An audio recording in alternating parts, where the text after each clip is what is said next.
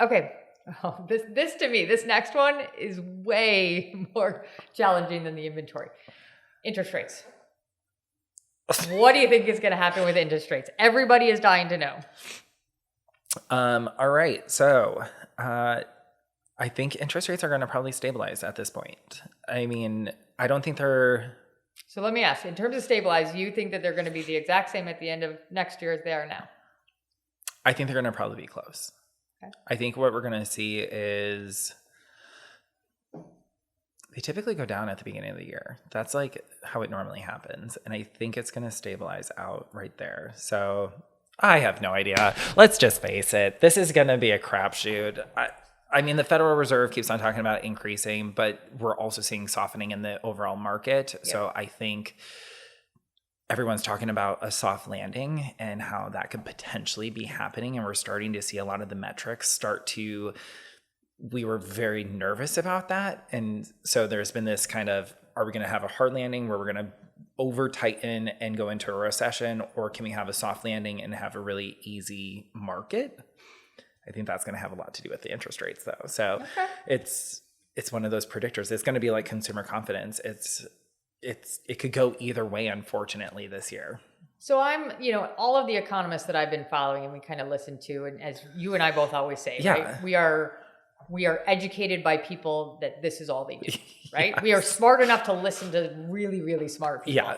And then we digest that information and we put it into our own markets.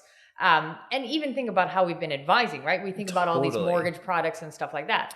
Our mindset is that the reason why we're doing these 2-1 buy downs and those types of things is because somewhere in a 12, 18, 24 months, that's when we're expecting to see start to go down. The softening of the market. That's really been our projection, especially when we tie in the fact that 2024, I can't believe I'm talking about 2024 already, but 2024 is going to be a presidential election year. And election years are always the softest interest rates. But that's 2024. And that's what I'm saying, that's not 2023 prediction. I'm back getting into my prediction here.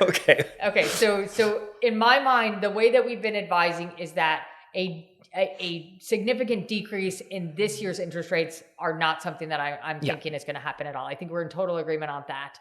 The question is and I should even clarify, right? I don't ever think we're going to see a significant interest rate decrease because what we talked about is under 5%. That is adverse market conditions. That is world events going on that we are trying to grasp. Normal markets, we should be 5, 6, 7%. So when we talk about kind of softenings and stuff like that, I'm not talking about where we were. I'm talking about where we're going to hopefully stabilize. Yep. So my thought process is that stabilization is going to happen a little bit more into 2024.